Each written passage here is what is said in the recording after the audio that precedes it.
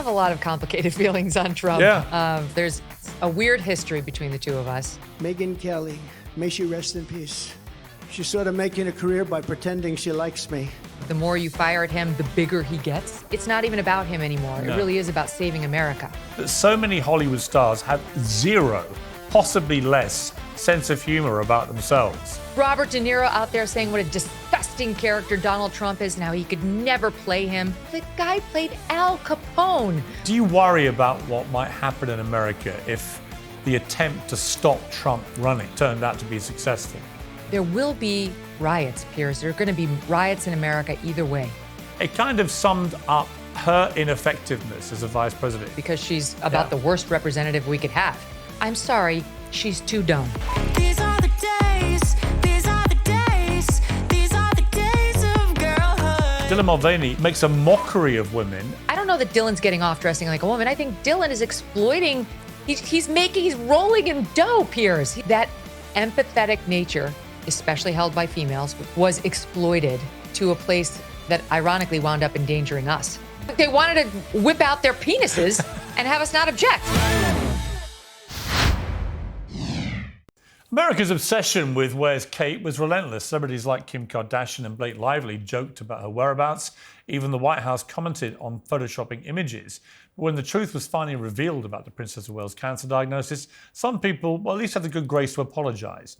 Blake Lively took to Instagram to say, I'm sure no one cares today, but I feel I have to acknowledge this. I made a silly post around the Photoshop fails frenzy, and oh man, that post has me mortified today. Well, joining me now is Megyn Kelly, the host of the Megyn Kelly Show, available on YouTube and Sirius XM. Megyn, great to see you. Great to be here. How are you? Tell me, first of all, how you are about all this royal stuff. It seems to have been a relentless roller coaster, but I'm British. This is my royal family, my monarchy. I have a certain perspective on it from there. What is yours like, watching all this from across the pond? Well, I come into it a little, from a different angle. First of all, I'm American, so I'm, Team America. But once I go across the pond, I'm Team Royals. I'm Team William and Kate, and definitely not Team Sussex. So that's my entry point to most royal stories. America first, and then if I'm over thinking about England, I'm pro-royals, but only those royals, not the ones who came back to my country. How did we get stuck with them? Well, don't send them back, for God's Anyway, sake. but I think it's fine. Like, I'm not as offended by the speculation around Kate as some are, because she's the most famous person in the world. I mean, literally, she's one of the most famous people in the world. And so, of course, there's going to be intense interest in her. And they misled. There was some misleading going on there. And certainly with the Photoshopped photo fail, that's going to set a media firestorm. I've seen it enough times in my career to think, okay, yeah, that's what's going to happen every time, no matter who you are. And so now they did the right thing. They finally put her out to speak to it directly, as uncomfortable as that must have been.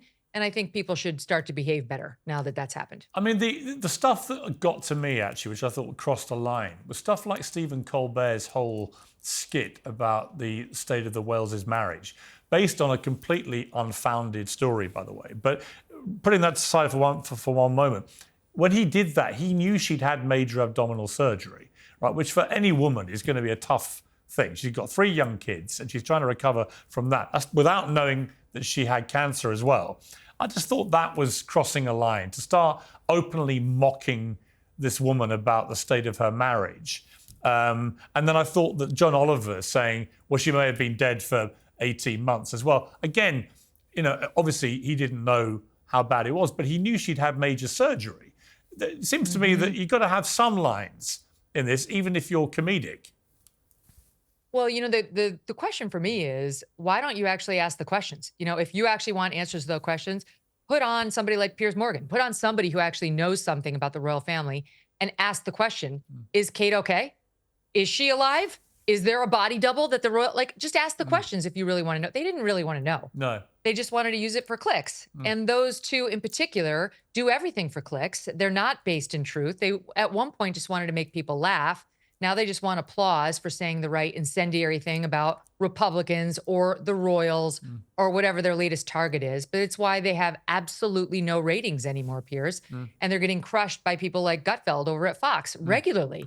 They're not funny. Look at Kimmel doing the Academy Awards recently. He wasn't going for laughs. He knows his new business is just to be loved because he's the former fat guy who likes to make fun of Donald Trump. That'll get him enough tune in each night to pay his fat salary. And that's enough for him. I mean, I remember the day when we actually tuned in for a couple of chuckles at the end of the evening. Those are long gone. Well, you know what made me laugh was, about award shows in Hollywood. The greatest ever, obviously, was Ricky Gervais. But he was never allowed back after he ripped them all to pieces at the Golden Globes, knowing it was going to be his last appearance. It remains one of the great 10 minutes of television I've ever watched, mainly because it was quite obvious that so many Hollywood stars have zero, possibly less, sense of humour about themselves. They're fine dishing it out. They're often quite bitchy people, from my experience. But whoa, if you turn the turrets on them, the lack of humour about themselves. And the disgusting hypocrisy, Piers. It's like, I did a bit last week on after the Academy Awards where, they've lectured us for how many years now about how they've become super racially sensitive and they believe in the race essentialism message of the left. And meanwhile, who do they get to host the Academy Awards? Mr. Blackface himself, Jimmy Kimmel, who's worn it so many times I've lost count. The full blackface with the bald head as Karl Malone, speaking in Ebonics, in a fat suit as Oprah with the blackface, darning socks. Sure, that's our champion. That's our guy, right? Jimmy Kimmel. Come on, we love it. And then you've got, Robert De Niro out there saying what a disgusting character Donald Trump is and how he could never play him in a movie because there's absolutely nothing redeeming about him. Meanwhile, the guy played Al Capone, who's one of the most infamous mobsters ever, reportedly killed hundreds of people. Not to mention the character he played in Goodfellas, who was based on an actual mobster who killed people and actually did stab that guy in the back of the car. That's fine. But Donald Trump, well, there was the overturning of Roe thanks to his Supreme Court justices. So no, it's just. Well, it's also, to be honest, about rank. Robert De Niro. I had the torture of interviewing him once. And I've been warned he just was a terrible guy to interview. He just hated doing them, to which I thought, well, why do them then? But he does a lot of interviews in which he invariably behaves like a dick to the journalists. And you're like, well, why do them? You don't have to do them. You're Robert De Niro, all right? And right. It's just, why do that? He wants to get his message out. That's his main goal. He wants to use the media. Hear him say, how terrible Donald Trump is, because he still thinks it's going to have an effect on you. What's happening right now, Piers, is they're putting Christine Blasey Ford out on a media tour because she has a book out. Now, who's Christine Blasey Ford? Your viewers may or may not remember her from a few years ago. She's the woman who accused our now sitting Supreme Court Justice Brett Kavanaugh of having attempted a sexual assault or actually committing one against her 30 years ago. She brought it up only when he was being confirmed to the Supreme Court, turned into a complete circus. Why? Why does she get the book now? And this is years. This is back in 18 this happened. So now here we are in 24. And now she writes a book and now she gets a media tour all over NPR and The View and CBS. Why? Because we're a couple months before an election. Because they're trying to remind people Republicans are rapists. Donald Trump appointed a rapist to the Supreme Court. That's what they want people to believe. And it's going to have absolutely no effect. Exactly the same amount of effect as Robert De Niro saying Trump is bad and he'll never play him. Well, funny enough, in their minds, they still have power. It will have effect, but not the way they think, because you've seen from the way that they've all gone after Trump with all these criminal charges, some of which are patently absurd and a massive overreach, that even Republicans who don't like Trump and wish they had another candidate have gravitated behind him because they see it as just a complete liberal witch hunt. Not to say that some of those charges may not have validity. I want to see all the evidence in a courtroom. But to chuck 91 charges at him, all that's happened, when you get down to paying off porn stars, it's like, really? And all that's happened is it's fueled his popularity. It turned him from someone really struggling to get any traction with Ron DeSantis miles ahead, and suddenly it all changes. You've got to feel a bit for DeSantis. There he was way ahead, and then bang, in come the criminal charges against Trump. And the more they chucked at him, the more popular Trump got, to the extent that now I would say he's an overwhelming favourite to win back the White House. And if he does, the Liberals have only themselves to blame. It's been a concerted, deliberate act of self-harm. And I think all these court appearances, Trump will turn them because he knows television. He understands the power of a camera better than anyone in political history. He will use this to fuel his popularity even more as the martyr, the victim, the guy they're trying to stop be president. It's a great marketing campaign, isn't it, for him? Yeah, I completely agree. And it's not just the criminal trials, it's the civil trials where they're trying to ruin and take away his business that he spent his entire life building.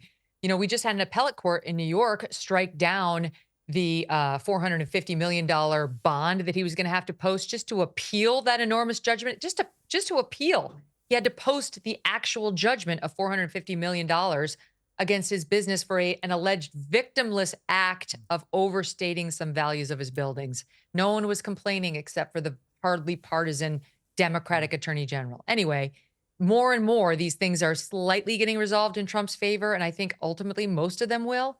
But at the same time, you've got, from the same playbook as Christine Blasey Ford and Robert De Niro, all that, you've got Stormy Daniels, the said porn star you just mentioned. She's on another media tour of her own, Piers. It's so obvious. And she's talking about now how she sees her tryst with the president. He wasn't president at the time. It was '06. As like more of a Me Too situation, because even though she'd been a porn star and you can sexually assault a porn star, I'm not suggesting otherwise, but that she now sees it differently because of the words he was saying about whether she really liked her job and whether she wanted to keep the job, and maybe that was an implicit threat, like she was going to lose her porn star role unless she acted like a porn star in the Listen, I've interviewed Stormy. I interviewed Stormy last year, and that certainly wasn't what she was thinking at the time. Right, let's just be clear, right? And she knows it. We know it, and I've got a lot of sympathy. I like her. She's a great character, but I agree. She's milking this as you would expect, right? I mean, she wants her piece. And so's the media. Yeah, she wants a bit of media attention while she can get it, and good luck to her. The other story that's really caught my eye that I know you've been reveling in, but this extraordinary situation with the Georgia prosecutor, Fani Willis, who was having this relationship with one of the special prosecutors that she appointed, Nathan Wade. He's now obviously had to leave it, but talk about playing into Trump's hands again. And if you're Trump, you're rubbing your hands, aren't you? Let's take a look at, before you comment, let's take a look at the clip here. And not only that, all these local cases like Fani. It's spelled Fanny. It's spelled Fanny like your ass, right, Fanny? But when she became DA, she decided to add a little French, a little fancy. Fani, and, Fani and Mr. and Mrs. Wade. Did you go to a cabin with Miss Willis ever? Ever? Ever.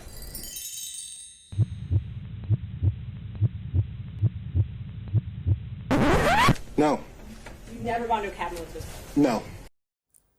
I mean, the thing is, Megyn, nobody is going to remember what the hell that case is about. All they're going to remember is what Trump's been posting about it and what he's been saying at the rallies, because it is laugh out loud hilarious. You couldn't make it up. Trump gets the best enemies. I mean, you can't deny it. It's not that he's lucky. It's that these weird people are attracted to ruining him. And then he winds up, turning it around on them. So Fani Willis had one thing to do. Just get the case to jury. Just get it in front of a jury. It's Atlanta. They're going to hate Trump. You're good. Just behave until you get it before a jury. And she couldn't do it. She had to have the affair with the prosecutor who she brought in, who she didn't even need.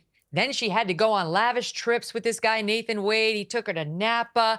They went to Belize, down to Aruba. I've said, I'm going to have an affair with Nathan Wade. You get to see the world.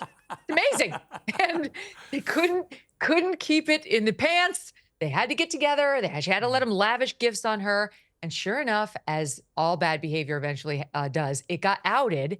And then adding insult to injury, it's very clear to me, lied about it on the stand. And so did he. Those two officers of the court took the stand at the hearing to decide whether they needed to be disqualified. And they lied under oath about their affair. They should be disbarred. Yeah. They should be disbarred. Never mind off this case. I completely agree. You had a run-in with Trump famously at one of the debates when he was very rude about you, but you then interviewed him afterwards. What do you make of Trump? He's such a phenomenon. Good, bad, and ugly. I've known him a long time. You've known him a long time. I've had run-ins with him. You have too. I've had good times with him. I see good and bad in him. you know, it can vary. That could all happen in one day. What do you make of Trump, the person, the character? I have a lot of complicated feelings on Trump for all the obvious reasons. You know, there's a weird history between the two of us. So there's sort of my own personal reaction to him, and then there's my political analysis of him. Personally, I have mixed feelings about him. I see how charismatic he is, how dynamic he is, how strong he is, how he doesn't bow down to anybody, no matter how much is thrown at him. And I respect all of that. I wish that he would get over the debate question I asked him back in 2015. You know, he still raises it. He's raising it like a couple weeks ago. He raised it on the campaign trail. It's been 9 years. He's been president, right? It's like, I wish he would stop, because it's just nonsense to focus on at this point in his life and in mine. But politically, I see him as the juggernaut he is.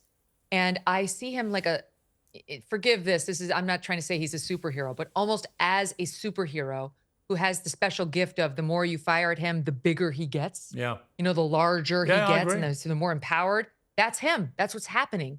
And the left doesn't see it. And there is, you know, Trump has almost become, it's not even about him anymore. No. It really is about saving America. It's about the before and after moment on the legal indictments of a former president, of the leading candidate to be the GOP nominee. The norms that have been crossed by the Democrats, we have to stop them, and we still can. We can restore normalcy in the country by saying, we didn't fall for that. We didn't allow that. So, you know, it's not just about Donald Trump anymore. And for me, I'm sure you've heard me talk about it, but I'm very, very passionate about the abuse we're heaping on children with all of these puberty blockers and cross-sex hormones and gender reassignments, quote unquote. And I would never vote for anybody who will support those things. So I don't care if it's Donald Trump or somebody else who's, you know, 10 times worse than Donald Trump. If they're going to vote the way I want them to on that issue, they've got my support. Do you worry about what might happen in America if the attempt to stop Trump running, to actually maybe sling him in jail before the election, turned out to be successful? Very much. Very much so. I just don't think that this is something we're easily going to be able to bounce back from. Like, you look at January 6th, and it was bad. January 6th was a terrible day. And I'm not somebody who would defend it or who downplays it. I don't think it was as bad as 9/11 as some of these kooks in the media on the left say, but it was a terrible day. It doesn't hold a candle to the left using our justice system at the federal and state level to stop a political opponent. That goes right to the fundamental core of who we are in America. And if we lose that, if somehow Trump is stopped because of the lawfare against him, we've genuinely lost a piece of our identity, of what makes us special, of one of the things that made us proud to be who we were. And it's a before and after moment. It was right at the indictment, but a conviction, and certainly one that led to him losing, will never be the same. There will be riots, Piers. There are going to be riots in America either way. Because if Donald Trump wins again, I shudder to think about what the left will do. And if he loses, the right and his core supporters are going to be so incensed at the way the justice system was used to stop a victory. I don't think they'll accept the presidency as legitimate, you know, if Biden wins under these circumstances. So already the Dems have shot themselves in the foot, even if they manage to eke out the W, which I agree does not look likely. I mean, the state of the Democrat leadership is quite extraordinary, where you have a guy who's president who can barely string a sentence together or stay on his 2 feet. And then you have his vice president, Kamala Harris, who, you know, got the job through a grotesque, as many people believe, a grotesque act of tokenism. And it wasn't based on her actual political abilities. And that's been borne out by what's happened since. There was this clip of her, which I kind of thought summed her up. This is her in Puerto Rico. And she starts clapping to a song before one of her aides has to tell her it's a protest song against her and her administration. Let's take a look.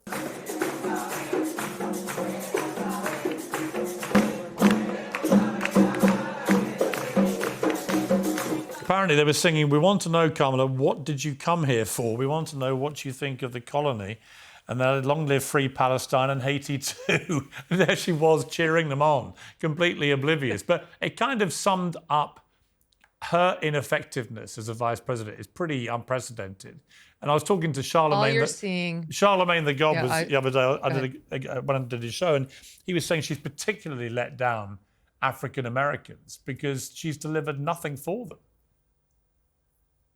And women, because she's about the worst representative we could have. What you're seeing in that clip is Kamala Harris being unburdened by what has been. That's her favorite saying. And by the passage of time. Yes, that's right. She's just, I mean, there's everything that comes out of her mouth is that vacuous. She's an air sandwich. And it's so frustrating to me. Maybe Charlemagne feels it as a black man. Yeah. I feel it as a woman. Just, this is our first rep close to the Oval. And this is what we got. Yeah. Like, this is it. We could do no better than this. And then people talk about if they get reelected, Joe Biden's either voluntarily going to step down or they're going to 25th Amendment him right out of the office, or he's going to die. Forgive me, but it's very possible if you look at the actuarial tables in addition to the man himself. And she's going to be our first female president. It cannot be. I'm sorry. She's too dumb. We cannot have somebody that dumb and untalented as our first female president. It's bad enough she's our first female vice president. So I feel what he's saying. I feel like she's a terrible representative. And yet, you know, we'd have a situation where they'd love to put a Kamala Harris cell phone or suit in the Smithsonian Museum over here because she was our first whatever. And yet they would never honor some Republican who attained this. The same way the Victoria and Albert Museum is not, they're classifying Margaret Thatcher as a villain now, putting her up there next to Hitler and Osama bin Laden. That's what they do to conservative And women. Churchill. But liberal women, but liberal women like Kamala Harris will be feted, she'll be vaunted, she'll be completely respected. Why again? Why? Because she happened to be black, she happened to be a woman, and she happened to be a leftist who slept with Willie Brown, a prominent Democrat out in California. I'm sorry, but we can do better. What do you think of this? I've talked so much about this debate, but the whole kind of weird moment we are in the world where a lot of women are terrified of saying what they think a woman is for fear of being cancelled. And women's sport is being increasingly taken over by biological males who now identify as women, who are being allowed to just obliterate biological females, which are, of course, actual women. How do we get to this place? And why are people so scared of doing what you and I do, which is put our head over the parapet and call this bullshit out for what it is? I think I do understand it because I used to be there.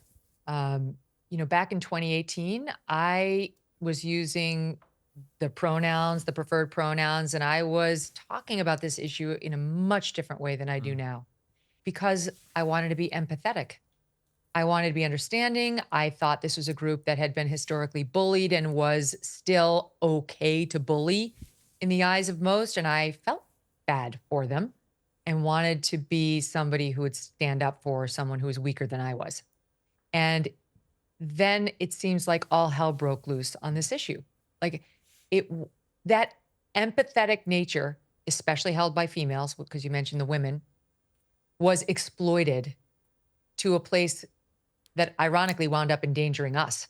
We would wind up the ones who needed somebody to stand up for us and protect us, because what was really happening was men, biological men who are not well, who would like the world to believe that they're actually female, started to come into our spaces and our sports and attack us if we objected and say we were somehow bigoted if we just wanted our spaces to remain female and that they should be able to parade their literally naked anatomy. I don't know how far we can go on your show. It's uncensored. Far around away. in front of us. Oh, they wanted to whip out their penises and have us not object and have us to like look at it and pretend it was like kind of a fake vagina. And then they wanted to come into our OBGYN offices and make us wait to get our actual vages checked out so they could take their fake vag in there, which is really not a vag at all, and get it inspected by a doctor as part of their weird sexual fantasy. That's what's happening. And then they started going to our girls' sporting events, whether it's swimming up in Canada or soccer down here, field hockey out west, and girls started to get their teeth knocked out or permanent brain damage from the volleyball being spiked too hard in their faces. Or up in Canada, where you have that lunatic swimming with 12-year-old girls, even though he's a 50-year-old man, because that's how he identifies. And parents allow it. They allow it. And the dude is changing in the girls' locker room, and still they say nothing. So the empathy has been exploited. The shaming has been amplified by these sick guys who are really, they're the ones, the activists at the heart of this movement.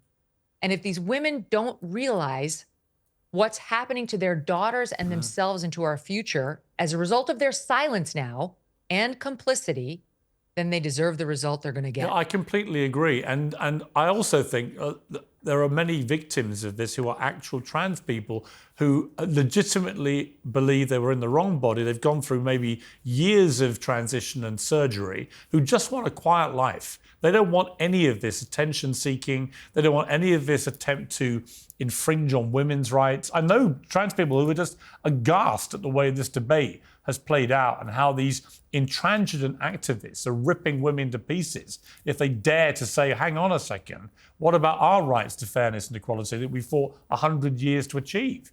And so there are lots of people around the periphery of this debate who are victims of the thing. And it's trans people, it's women, it's lots of people.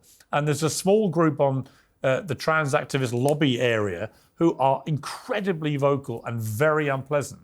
And they destroy people. Well, I agree with this. I have two of those people you just mentioned in my family, my extended family and my husband's family, and they're absolutely lovely. And they don't want to bother anybody. No. And these radical trans activists don't speak for them at all. And unfortunately, they get caught up in, the new narratives because people don't know what to believe. But there is a particularly high percentage within the trans community of what I'm sure you've discussed it are called autogynephiles. And that's not a genuinely trans man. That's not a man who, from the age of 2, just believed he was born sort of in the wrong body and decides to transition and doesn't want to bother anybody, wants to pass if he can, doesn't want to exploit anybody, would never dream of joining a woman's sport and taking away her medals. But there's an unusually high percentage of autogynephiles now. And what that is a man who gets off on wearing women's clothing and looking like a woman. Let me give you an those example. Guys, I'll give you an it's a example. sexual fetish. Dylan Mulvaney is someone that I think is perpetrating that stunt because the way that Dylan... I don't know. No, okay, let me take you on that because I agree with you. If you said Leah Thomas, the swimmer, 100%. But Dylan, I don't know that Dylan's getting off dressing like a woman. I think Dylan is exploiting. He's rolling in dough, Piers. I was going to make the point. I was going to make the point. Dylan Mulvaney makes a mockery of women and is making millions doing it. I mean, it's like a double whammy of hell for women. This person who was identifying as a gay man until 2 years ago suddenly goes, I'm a woman. And by the way, I'm going to make you all look utterly ridiculous and weak and pathetic and simpering. Yes. And it's like, how dare you? Also, like one of the least attractive, quote, women I've ever seen. I'm sorry. But Megyn, let me ask you something. Let me ask you something just before we end, which is you and I are both doing something right now, actually, which we weren't doing a few years ago because we were linear television people.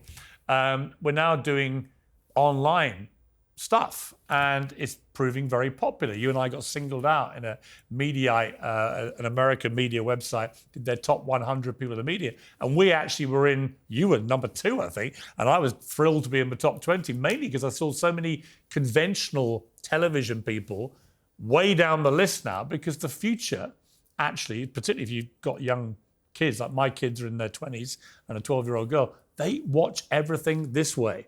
They don't watch conventional television. How have you found this transition, for want of a better word, over our last debate? But how have you found the transition, and how's it going? It's clearly going incredibly well, but how do you enjoy it? I love it. And I'm so glad to see you in this space too, Piers. I mean, you may know, I don't know if your audience knows, but you are one of my inspirations for this new chapter of my life, not because you were on YouTube, but because you were somebody who always seemed to say what you really thought. And, my background was more in straight news where you don't do that. You hold those cards close to the vest. But the more I got into prime time and then more commentary, the more I wanted to be like you. I wanted to say more fully how I actually felt, but it was scary. It was scary in the beginning. And then it's one of those things where the more you do it, the more natural it feels and the better you feel, the better you feel. I specifically said you and Tucker, both of whom I'm happy to count as friends, were inspos to me because you love you or hate you. You always just let your freak flag fly. And I love you. And so now I don't know, I guess the launch of the show in September of 20. So I'm going on year 4 of doing it. And I've never been happier. It's the flip side of the coin that Douglas Murray, I know you know, talks about, where you could go through your life and never say anything controversial or take a controversial opinion on the hot button topics, stay away from the third rails, don't be the pointy part of the spear. And when you die in your bed years from now, think, I never offended anyone. And what good will that do? You and What I will not difference be will you lying have there made? saying that. No. So I'm much happier on the path that we're on. It's the real me, and I've never felt more fulfilled or I don't know if happy is the word, but just more, I've never had more meaning in my life, you know, I'll tell and you the never, word never I would had use. such When I watch resonance you, between I've watched you for the many years. professional me and the Listen, let me personal. return the favour. I'm a massive fan of yours, as you know. But I think when I see you now, I just see somebody who's liberated from any restraints you may or may not have had or felt you had or whatever. You just feel like a completely free spirit. And I think we live in a world now where so many people are terrified of giving their opinions on things. They gravitate to people like you and me and others who do that because they wish they could do that. And they wish they had the confidence to do that. But it is liberating. I find it completely liberating. And I watch you and I see the same in you. Well, thank you. I'm glad that you're now, like when you came over to YouTube, thought it was a great move. I've really enjoyed being in the YouTube podcast digital space. And I just think you and I are both at the same place where I realize you have other relationships, but like, I cannot imagine having an editorial boss who tells me how I have to cover the news. Like who could that possibly be? There's no one. And not a day goes by that I don't look around and think, I am so happy to be doing this on my own and to not have to be responsible for what this moron says or what that jerk does. It's just me. And I'll rise or fall on my own merit, right? They'll either love me or they hate me. It's fine. You know, I have enough viewers to sustain my life and my business, and that's really all I could ever ask for. It's a world of difference from the way I lived my first 17, 18 years in journalism, and I love it. Well, it's great to have you on Uncensored, and come back soon. Lovely to see you, Megyn. I would love to. Great to see you too, Piers. All the best. Take care.